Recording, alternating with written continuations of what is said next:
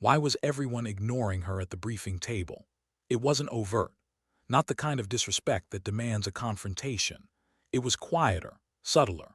The way men who live by the gun look at another soldier who refuses to draw.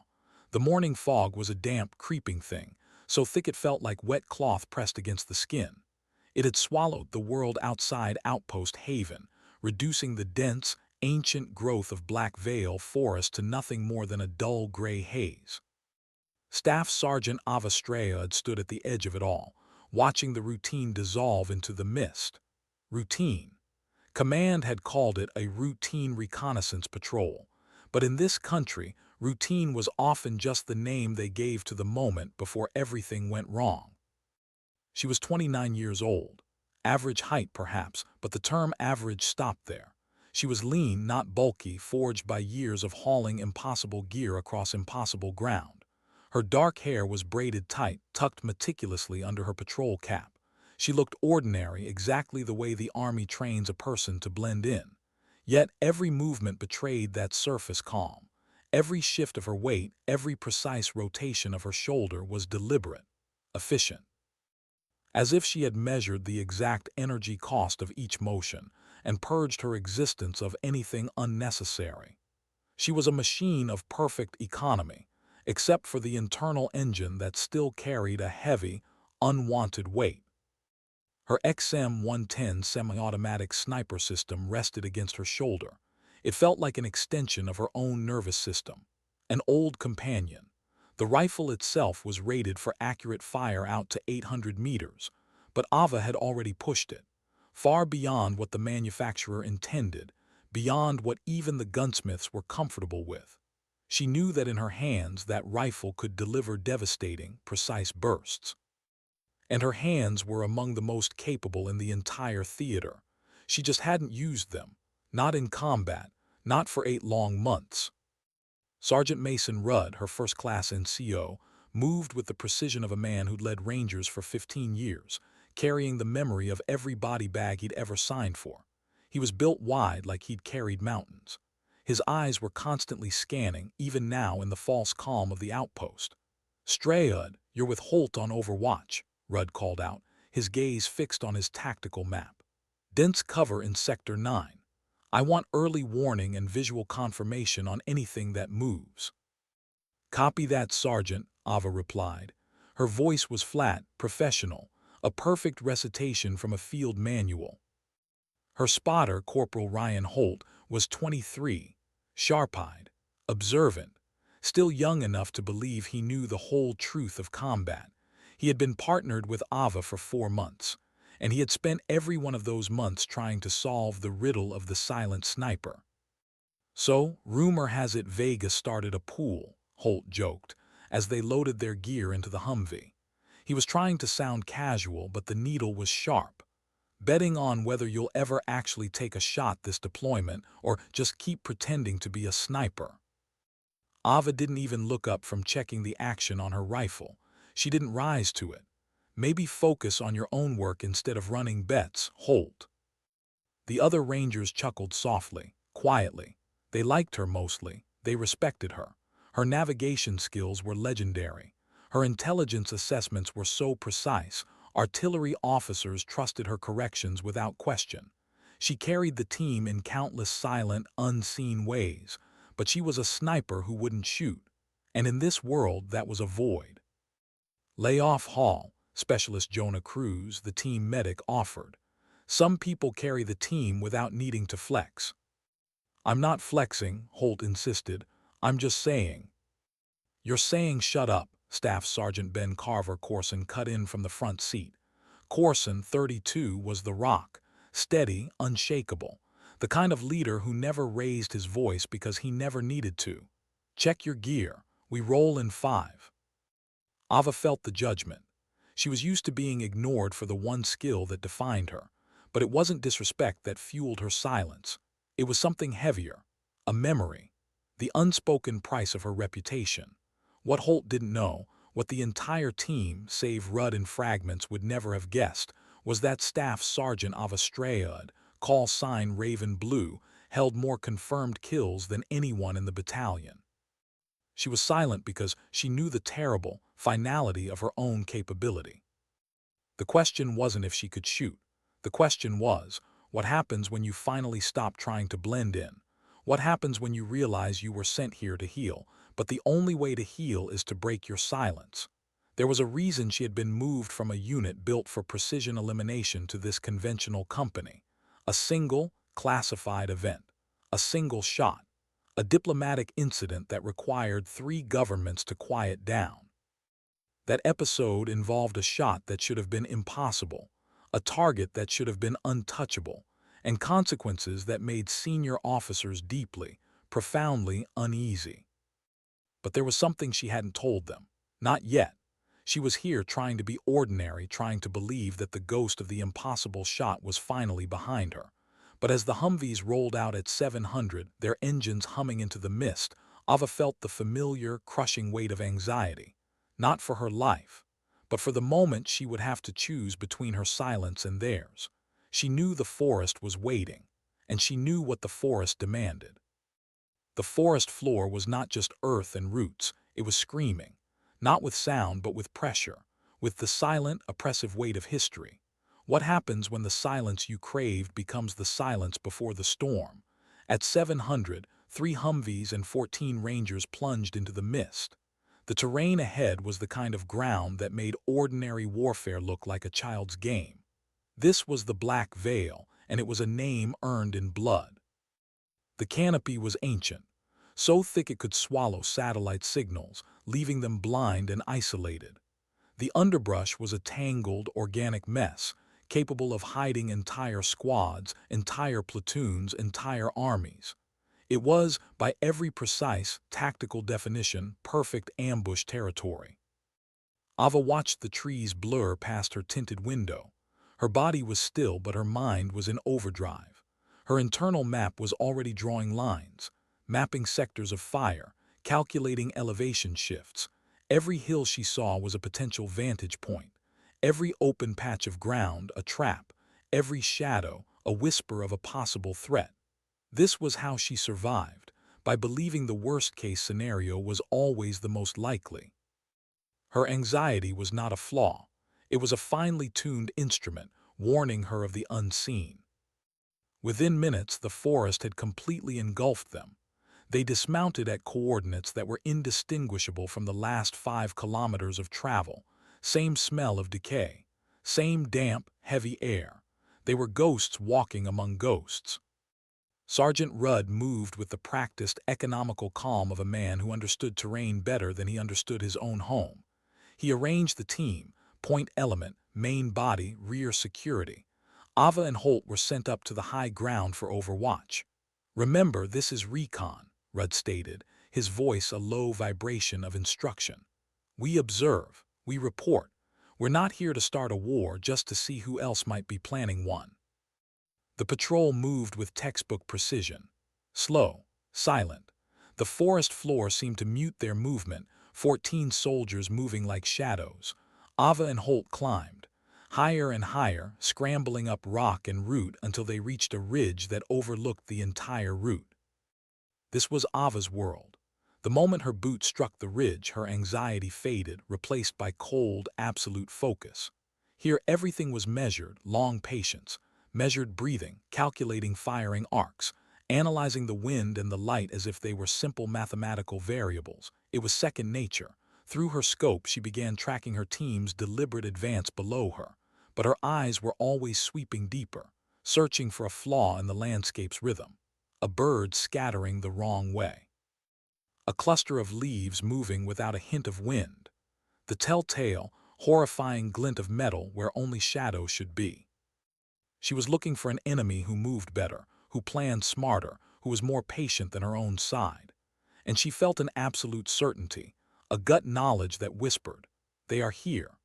This feeling, this absolute conviction that something was wrong, was the silent moral reflection she carried every day. It was the knowledge that in war, your greatest failure is not realizing that the other side is just as determined as you are. "Serious question," Holt murmured, his spotting scope sweeping another sector. He just couldn't let it go. He was young. He needed answers. He needed a legend to follow. 8 months without a shot, that's got to be a record. You always this restrained, or did something happen? Ava didn't flinch. She kept her scope moving. My job, to shoot when pulling the trigger fixes problems, she said evenly. Not just because someone's bored and wants proof. Holt chewed on that. He was looking for a sensational story. He was looking for the heroics. But Ava was only looking for the truth in the terrain. The truth was heavier than any story. What Holt didn't know was the full weight of the past that made her answer so cold. The event that earned her the call sign, Raven Blue, the shot that moved her from a precision elimination unit to this conventional ranger company, expected to blend in. It was a shot that should have been impossible, a consequence that rattled the highest levels of government. She had been quietly, effectively retired, sent here to simply exist, to let her lethal reputation fade into a frustrating whisper. That previous mission had been successful officially. The target was eliminated, but the shot itself, the distance, the conditions, made people ask terrible, uncomfortable questions about how one sniper could hit what physics said shouldn't be hit. It led to awkward, embarrassing places. She was the phantom of her own capability. She was the best, and for that she had been sentenced to silence. Every day of not pulling the trigger was an act of personal, agonizing obedience. It was an internal conflict between the soldier she was trained to be and the soldier she was ordered to be. The air was heavy, the silence was absolute, and then Ava saw it. Not a whole man, not a movement, just a single leaf caught on a piece of webbing fluttering slightly against the grain of the wind. A tiny, perfect error, a misplaced detail in the perfect, silent tapestry of the black veil. It was a sign the forest was holding its breath, and Ava felt the blood drain from her face. She was not anxious anymore.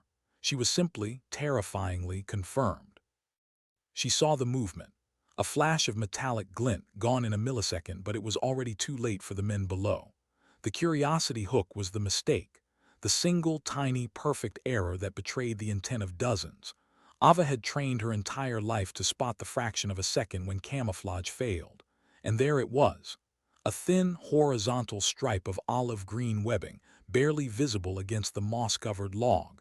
It should have been vertical. It should have been a shadow. The mistake was subtle, the kind of imperfection only a sniper who measured life in millimeters could catch. It told her two things instantly. The enemy was disciplined, but they were too close. The patrol was moving through a depression in the terrain, the men below totally unaware they were being funneled into a choke point. Rudd was perhaps 50 meters from the worst of it. The wind shifted, a tiny, ghosting breeze that was supposed to clear the fog, but instead it carried something new. The faint, almost inaudible click of a safety being moved to the fire position. It was a sound that had defined her entire adult life, and it was a sound that now turned her cold. She dropped her eye back to the scope. She began hunting the sound, panning just ahead of the patrol's point element, and she found them. Instantly, a knot of figures dug in, hidden in terrain defilade exactly where any competent commander would place a decisive engagement force. They were a ghost squad, woven into the underbrush, waiting for the Rangers to pass the point of no return. "Holt," Ava whispered, her voice devoid of any emotion, the calm of absolute terror. 3 points, 10 degrees right of that double-seater. Holt swung his spotting scope. He was still processing the question he'd just asked her. The playful skepticism was still on his lips. Then he saw them. It took him a heartbeat, 2 heartbeats to process the shape, the partial concealment. The playful nature evaporated. "Okay, I see them," he said, the adrenaline spiking his voice.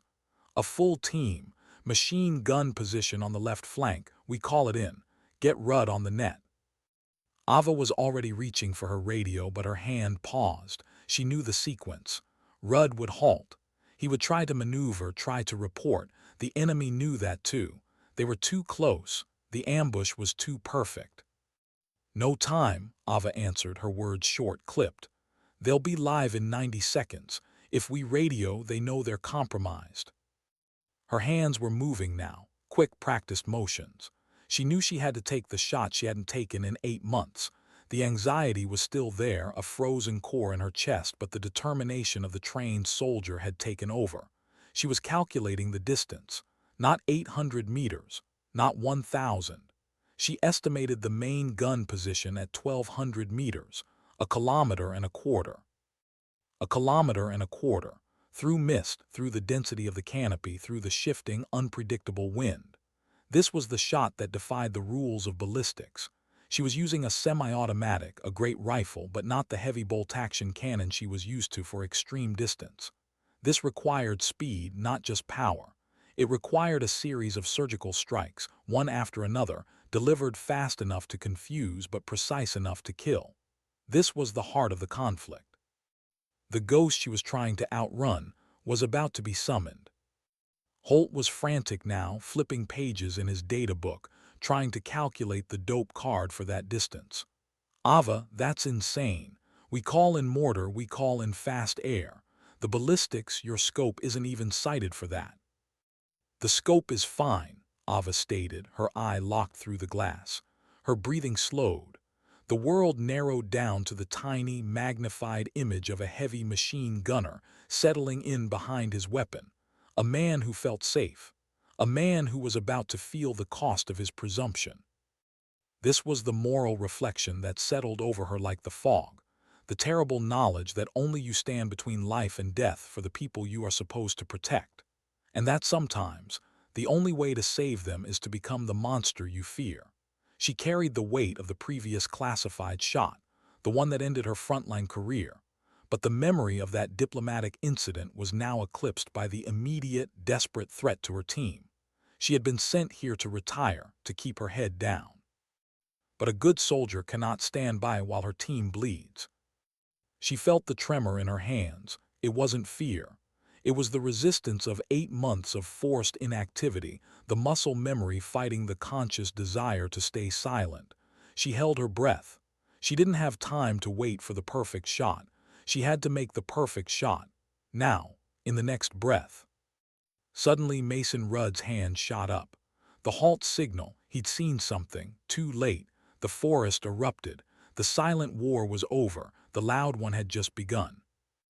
The air exploded with the sound of automatic fire, and a single, desperate message cut through the static. It was Sergeant Mason Rudd's voice, raw and strained, a sound that immediately stripped away the illusion of routine. Rangers were surrounded. I say again, we're surrounded by 50 enemies. We are taking heavy fire. The transmission was short, clipped by the sudden chaos. It carried the weight of absolute confirmation. 50 fighters. That wasn't an encounter. That was an execution. They hadn't stumbled upon an enemy element. They had walked directly into a perfectly constructed, flawless ambush. Below her, Ava watched through the scope as the textbook precision of the patrol instantly gave way to the primal scramble of survival.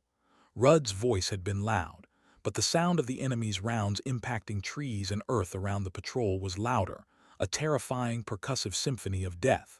Seasoned soldiers, veterans with years of experience, were already falling. Not in panic, but simply outmaneuvered, their positions already sealed off. Every exit, every line of sight. Ava felt the cold calculation of the situation wash over her. 5 minutes. The Rangers had maybe 5 minutes before they would all be wiped out. It wasn't a guess. It was a tactical certainty. Rudd, Corson, Cruz, the young men who had laughed at her silence, they were now meat in a trap.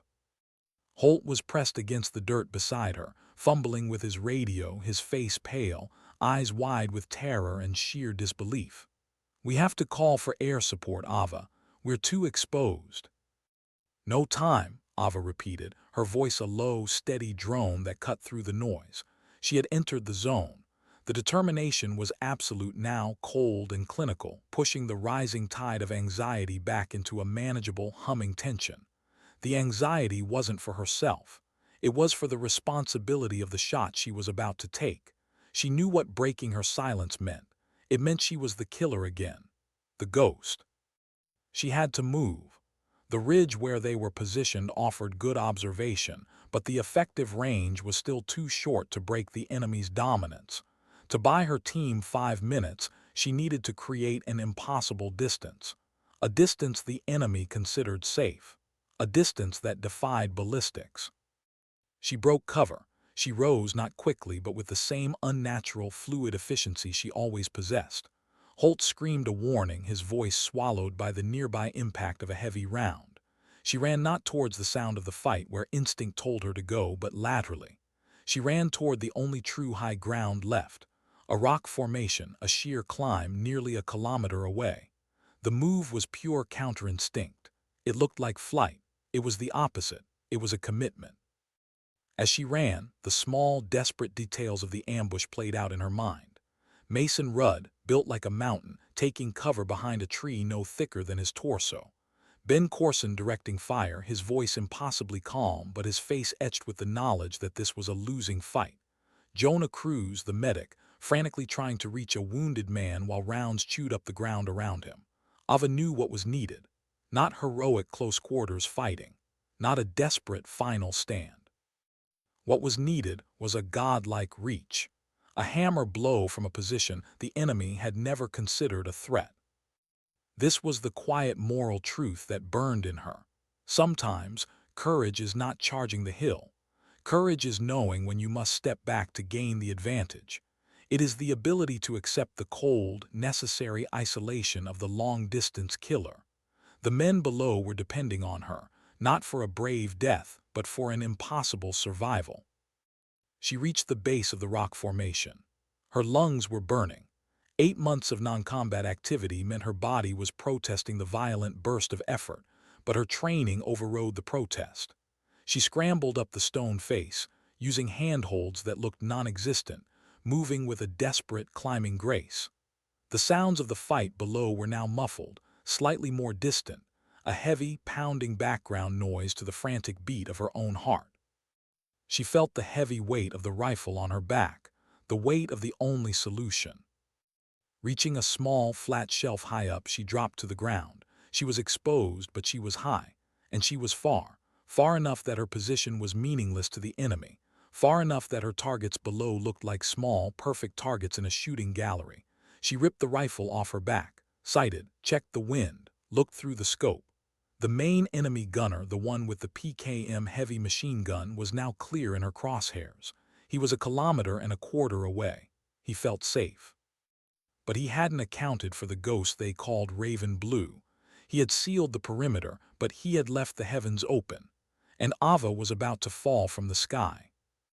She ran not towards the sound of the fight, but away from it, towards the only high ground left. That move, that counterintuitive sprint away from her dying team, was the moment Staff Sergeant Ava Estrella had finally shed the 8 months of enforced silence. She had been sentenced to be a regular soldier, to keep her head down. But duty, the simple, agonizing need to protect her men, was a heavier sentence than silence. The ascent was a brief, violent struggle. The rock formation was slick with the persistent mist. Every muscle in her body screamed its protest at the sudden, explosive demand for speed. But her movements were efficient, deliberate, carrying her up to the small, precarious ledge. This was the moment where the soldier and the sniper separated. The soldier fought the physical fight. The sniper fought the mathematical one. She dropped to the ground, her chest heaving, but her eye was already pressed to the rubber of the scope. The scene below was chaos. Tiny figures running, falling, scrambling for cover. And the enemy, dozens of them, perfectly positioned, flanking, delivering overwhelming fire. The PKM gunner was 1,000 meters away, maybe more. She confirmed the range, 1,200 meters, roughly 3/4 of a mile.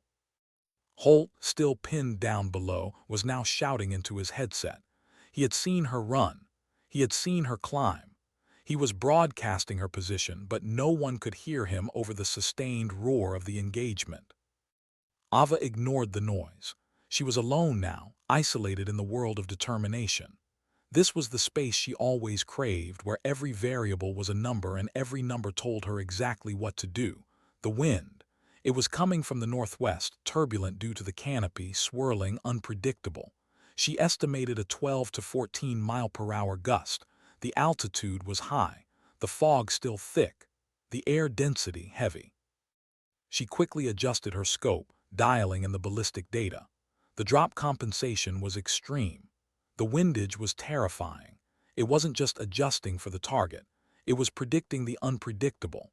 It was calculating what the world would do to the bullet during the 1.5 seconds of its flight. She was essentially aiming at a point 20 feet from the target, trusting the forces of nature to guide the round home. This was a shot that would defy every known rule of ballistics.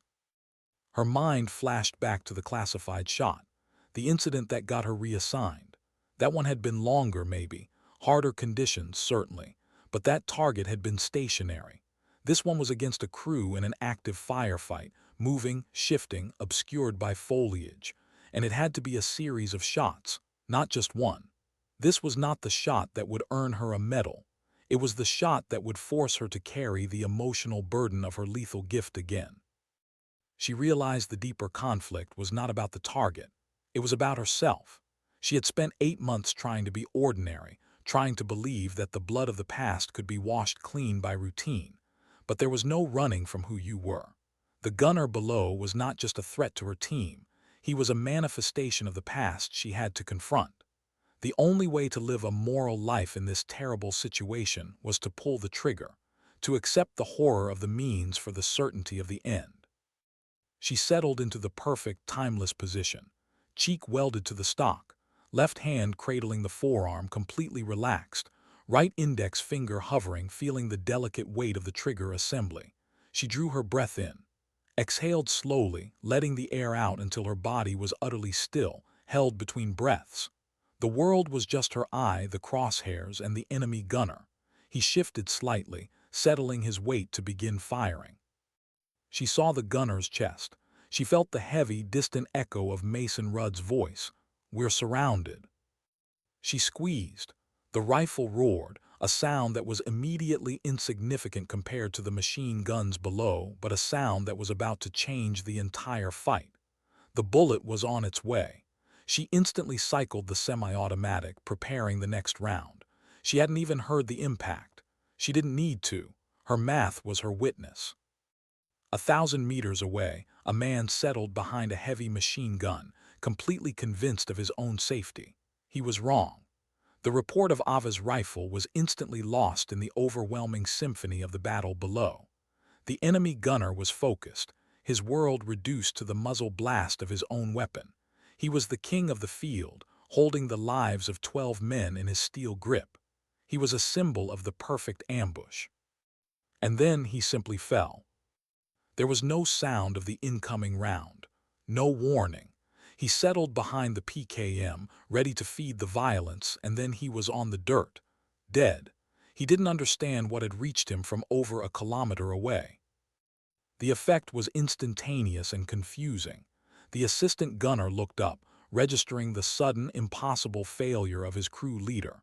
Before he could process the thought, the second round punched him at the base of his neck, spinning him away, dead. The loader, reaching for fresh belts of ammunition, instinctively lunged for cover. The third round impacted his chest, dead. The squad leader, instinct screaming, tried to lunge out of the position, but the fourth round found him mid-stride, failing him completely. 4 rounds, 4 seconds, 4 decisive kills. Holt, still pinned down below, witnessed the chaos.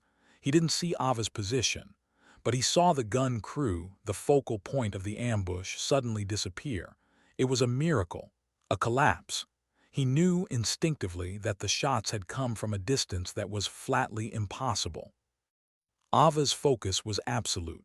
The rifle kept working with calm, measured precision. She was operating on pure, cold math. The first 4 shots had eliminated the heavy weapon, turning the ambush into a fight the Rangers could actually manage. But it wasn't enough. 50 fighters were still out there. They were disciplined. They would adjust. She shifted targets. Her scope locked onto the visible enemy leadership. A man coordinating the left flank using hand signals. 1 shot. He dropped. Another man attempting to reorganize the fire on the right. 1 shot. Gone. She was delivering a sustained surgical barrage from a ghost position. The enemy had opened the fight with perfect tactical superiority, numbers, concealment, and placement. They were now learning the devastating, hard lesson that those advantages meant nothing against a mind, and a rifle that could reach out from distances they believed to be safe. The shots were selective, not mass fire. Each one was a calculation, a choice, an execution. She focused on removing the ability to command and control. Anyone still holding a weapon, anyone trying to coordinate a withdrawal, anyone who looked like they were in charge. She didn't feel rage. She didn't feel hatred. She felt the cold, strange pride of the professional.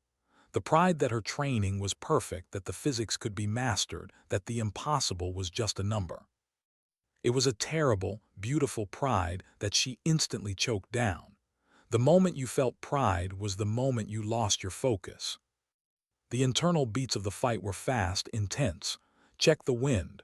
Recalculate, breathe, squeeze, target down, cycle the weapon. Next threat.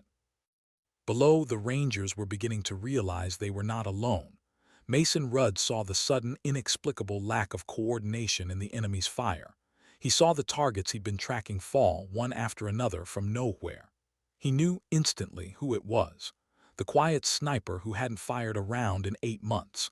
The conflict in his mind was immediate, relief battling terror, relief that his men were saved. Terror that he now commanded the only person on the continent who could pull off this kind of killing. He was witnessing a performance that was redefining long-range warfare. The fog was slowly starting to lift, not by nature but by the violence of the moment. The air was heavy with the smell of powder and spent earth. The enemy's ambush was collapsing on itself. Disintegration was a visible, tangible thing. They were looking for the sniper 50 meters away, not a mile. They were looking for a conventional threat, not a ghost. Ava continued her work. She was silent, she was fast, she was utterly ruthless, she was raven blue, and she was here to fix the problem. The silent observer was now the loudest weapon on the battlefield.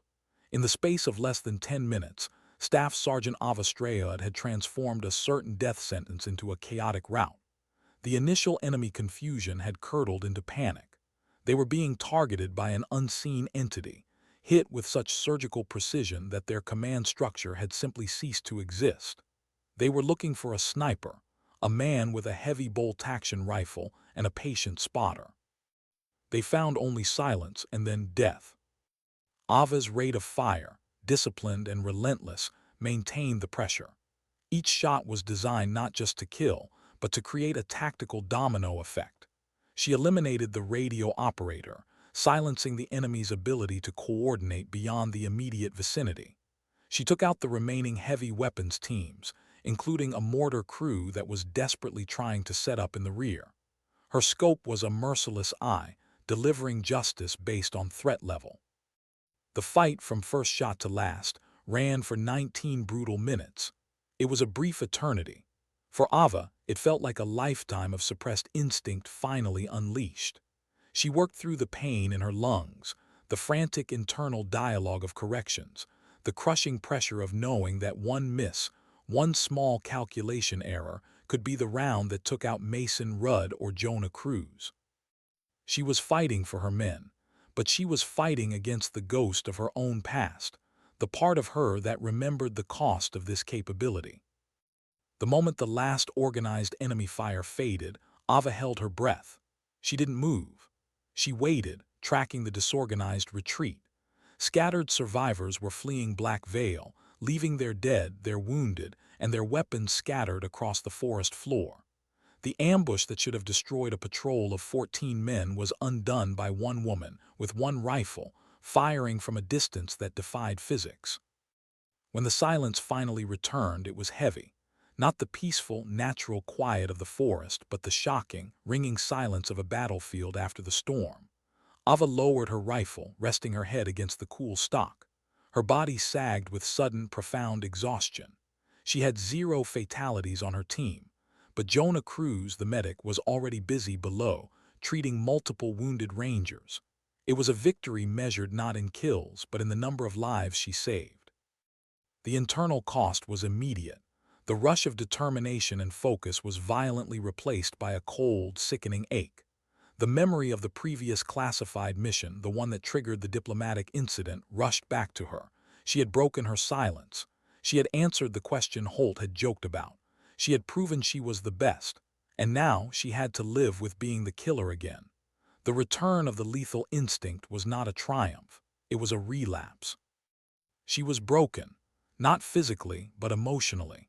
She had been exiled to this company to be ordinary, to escape the moral complexity of precision elimination. But the war had found her. It always did. The war demanded her particular brand of moral sacrifice, the willingness to accept the title of executioner so others could live. She heard the distant, muffled sound of Rudd's voice on the radio, calling in the aftermath. The report would be clinical: ambush broken, enemy routed, high angle, long-range support received. They wouldn't have the words for what had just happened.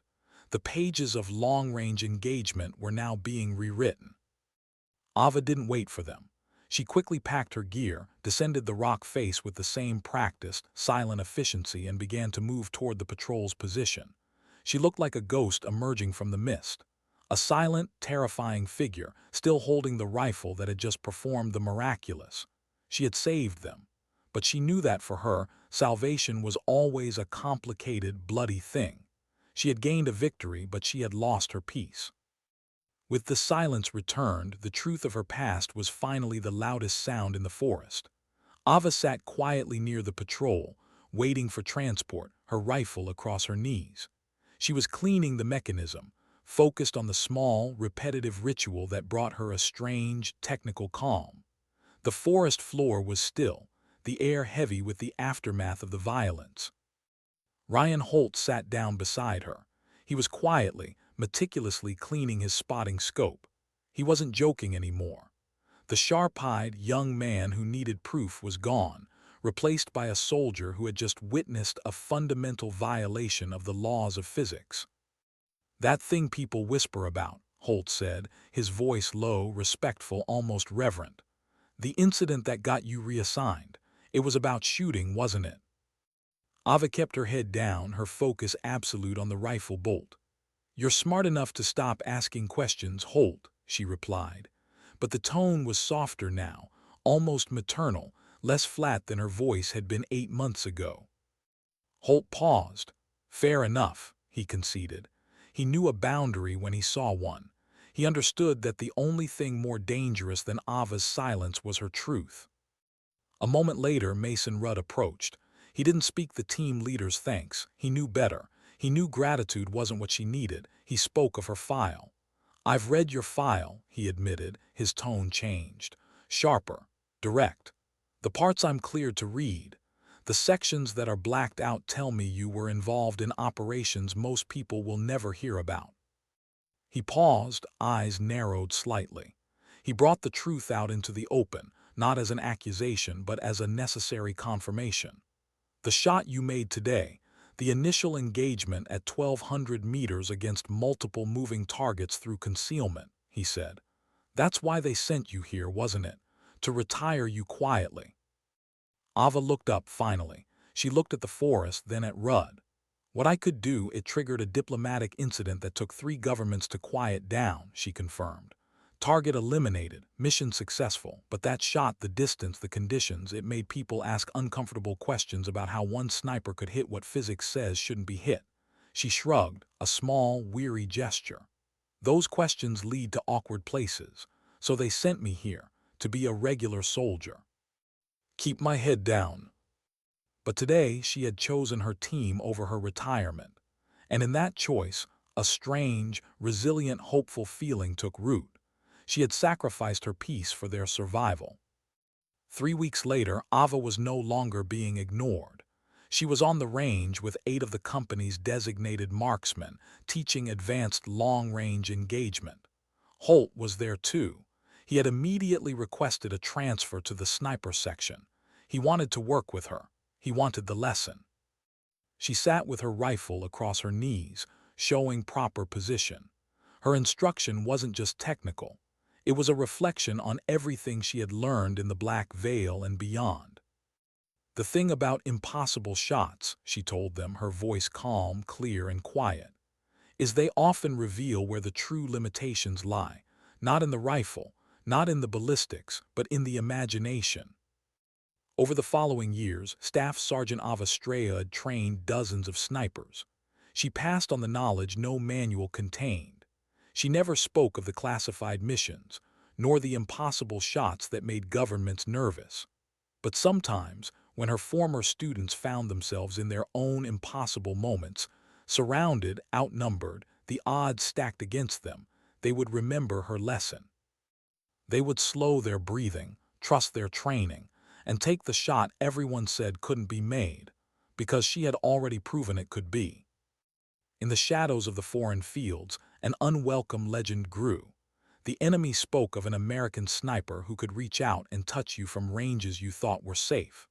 They called her the Ghost in their own language, a fitting name for someone who turned the impossible into the routine. She taught her students to carry that ghost with honor, to understand that with preparation, discipline, and trust in the math, what seems impossible is only difficult. She kept doing the quiet work, knowing the most effective operators were the ones no one remembered until it was too late. She was the silent resilience, the living proof that limits live mostly in the mind. Sometimes dignity doesn't speak, it simply acts.